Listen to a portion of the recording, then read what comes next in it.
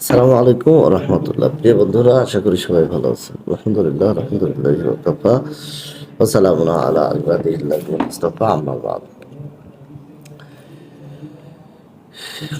এই ভিডিওটা আপলোড করার যে কারণ, মানে যে মাত্রা নিয়ে এসেছি তা হচ্ছে, এই গত কয়েকদিন আগে নারায়ণগঞ্জে একটা ছড়িয়ে পড়া, সোশ্যাল মিডিয়াতে ছড়িয়ে পড়া ইপটিজিংয়ের যে ভিডিও, সেই ভিডিওকে কেন্দ্র করে এটাকে তো শুধু ইপটিজিং বলা যায় না।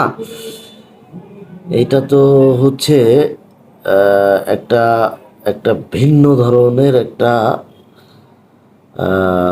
কি বলবো, ভ্রষ্টতা, যেটাকে বলে আহ, মানে একবারে অসামাজিক, মানে সামাজিকতাকে আঙ্গুলি দিয়ে অসামাজিকতাকেই প্রমোট করা, এই ধরনের ধৃষ্টতার সাহস কিভাবে পায়? তো যাই হোক, সেই ভুক্তভোগী ছাত্রীকেই আবার টিসি দিছে মানে বিদ্যালয়। আমরা এখন জানবো কি কারণে এই টিসিটা দেওয়া হলো। তো শুধু এই বিষয়টা জানার জন্য, তো এইখানে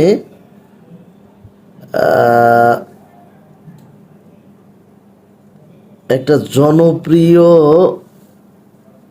সংবাদ মাধ্যম, আমরা সবাই চিনি, জনপ্রিয় কি না আমি বলতে পারবো না, আমরা সবাই তাকে বিতর্কিত হিসেবেই চিনি, সবাই বলি আর কি।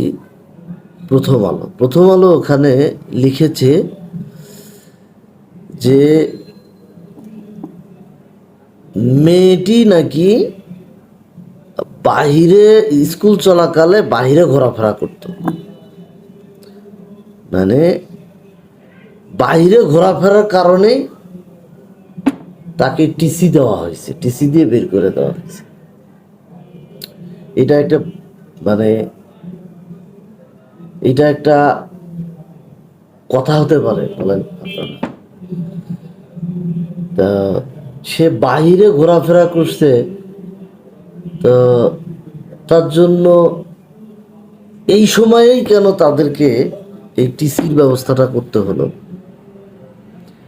বরঞ্চ ভুক্তভোগী ওই ভিকটিমকে আইনি সাপোর্ট, আইনি সুরক্ষা না দিয়ে ওই যে ছেলেকে, ওকে কঠোরভাবে আইনের